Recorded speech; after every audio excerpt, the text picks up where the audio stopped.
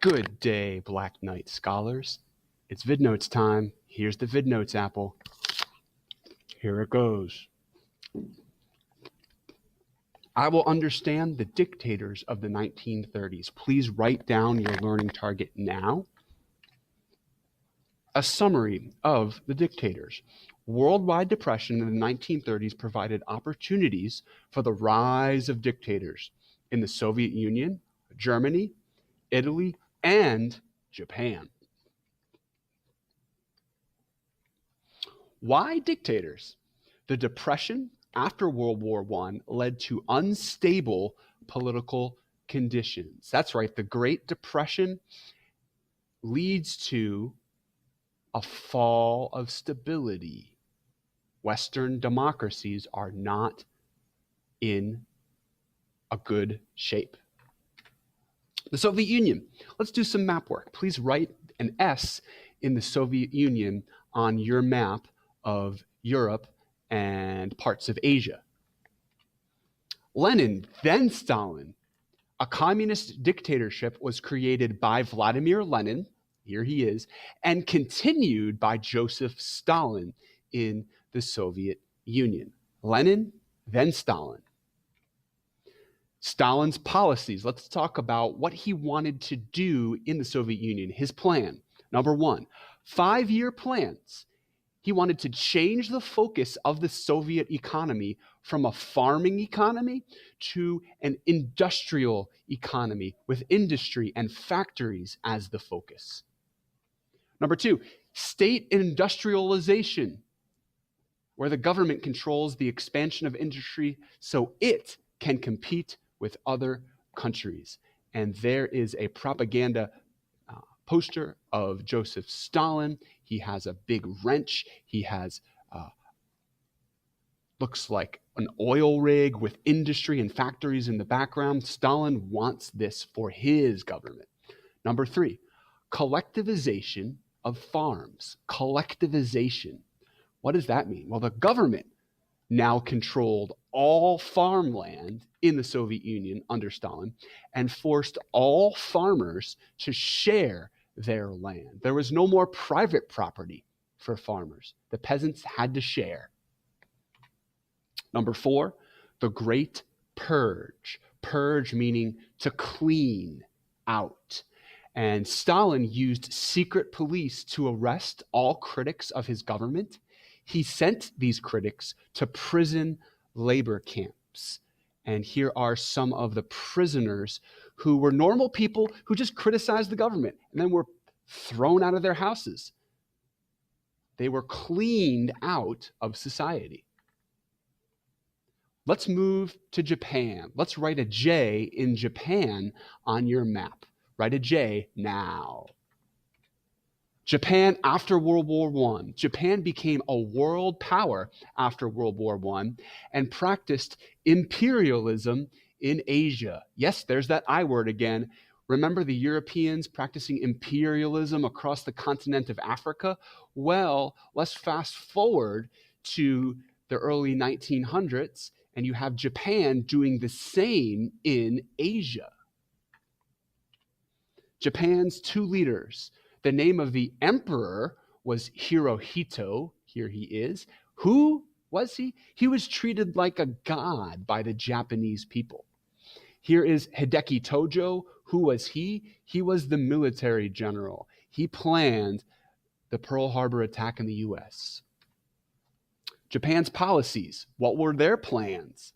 Militarism. Tojo strengthened Japan's military for invasions of other countries. And there is Tojo inspecting his military.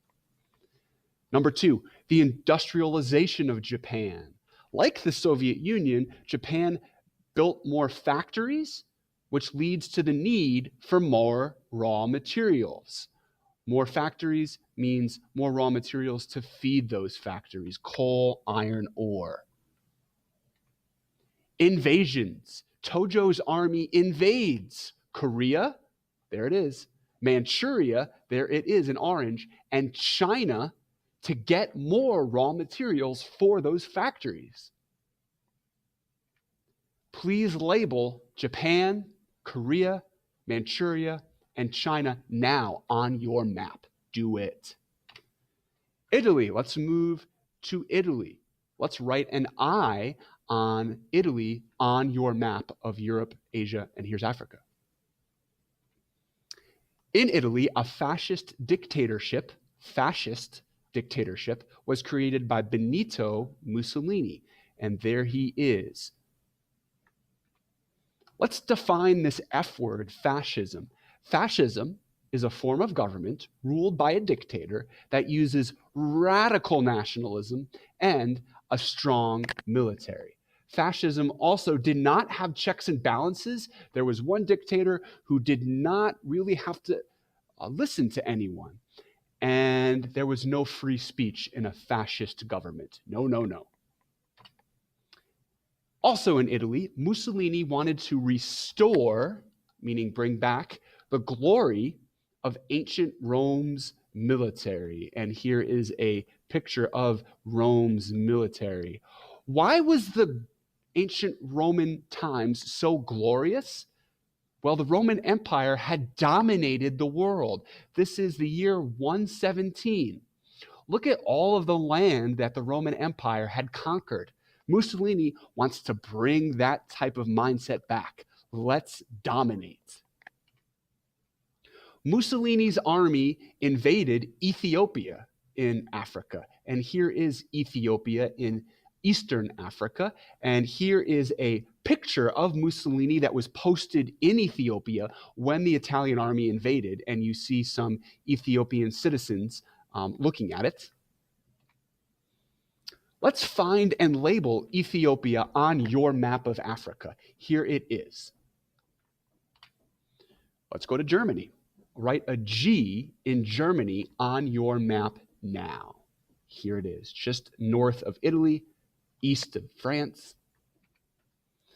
The Treaty of Versailles that ended World War I made Germans bitter.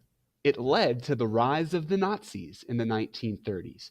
And here is a man wrapped up in a piece of paper. It says Versailles Treaty.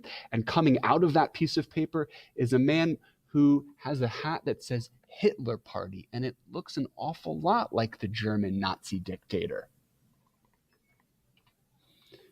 Germany, number one, the Treaty of Versailles led to economic depression and inflation.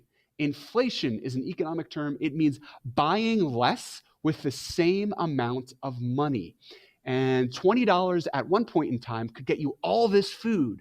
But then if there's inflation, your money doesn't get you as much. And then if there's a lot of inflation, it barely gets you anything. That's inflation. Number two, the Nationalist Socialist Party, the Nazis, weakens Germany's democratic government. Yes, it was the Weimar Republic. It was a democracy after World War I, but not for long. You had Nazism taking control.